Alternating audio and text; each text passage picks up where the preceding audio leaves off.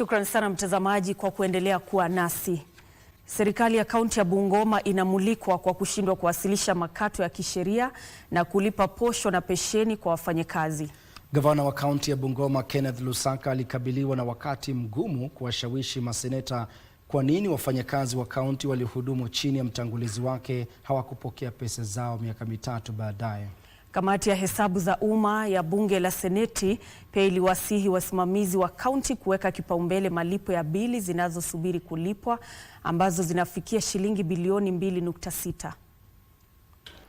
Not right away, but Usimamizi mkuu wa serikali ya kaunti ya Bungoma ukiongozwa na gavana Kenneth Lusaka ulifika mbele ya kamati ya hesabu za umma ya seneti ili kujibu maswala 35 ambayo hajatatuliwa yaliyoangaziwa na ripoti ya mkaguzi mkuu wa hesabu za serikali kwa mwaka wa fedha 2024-2025. Jambo muhimu kati ya maswali ya ukaguzi lilikuwa bili ambazo hazijalipwa ambazo zilikuwa zimefikia shilingi bilioni 4.6. Hata hivyo, usimamizi mkuu wa serikali ya kaunti hiyo ulisema kuwa bili ambazo hazijalipwa zimepungua hadi shilingi bilioni 2.6 baada ya thibitisho na kwamba mipango ya kulipa madeni yaliyosalia ilikuwa ikiendelea. So we wanted to be very sure that when we make any payments, the payments are actually towards existing projects and not non-existing projects. I want to give that commitment that we are going to pay, based on those who have been waiting longest. Gavana Lusaka aliwahakikishia wasambazaji wa bidhaa na huduma kuwa deni hilo litalipwa hatua kwa hatua katika muda wa miaka mitatu, huku shilingi milioni 590 zikiwa tayari zimetengwa katika bajeti ya ziada kwa ajili ya kulipa madeni ya zamani zaidi.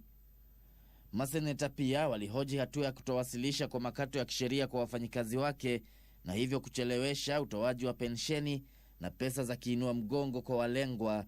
Have you paid gratuities to staff of the former administration, those who ought to have been paid gratuities? Chair, we have not paid to all of them. There is a balance of... Why?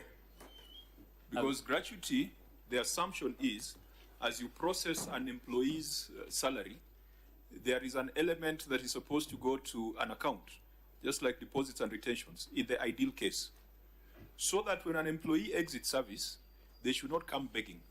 Others are the UHC guys who were on contract earlier and then transferred into permanent.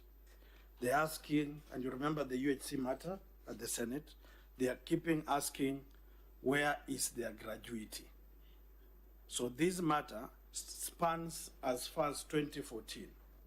Governor, you see the difficulty you have. That at that time, whether you are sitting in the Senate or somewhere else, your officers made a requisition that included all these things. Then it was not done. If you go back to the control of budget to approve the same expenditure, she will reject it, and we support her. Kulingana na mkaguzi mkuu wa hesabu za serikali, kaunti ya Bungoma inadaiwa na wafanyikazi wake shilingi milioni 549. So what we should be recommending as a committee, this 549 million that is on the books of financial statements of county is for investigation and prosecution for the officers concerned, because if I take the money that belongs to the employees and I don't remit to the statutory bodies, it is stealing. Serikali ya kaunti hiyo ilisema kwamba shilingi milioni 130 zimetolewa katika bajeti ya ziada ili kuanza kulipa pensheni na pesa za viinua mgongo zilizocheleweshwa. Gishoki Washira, Darubini.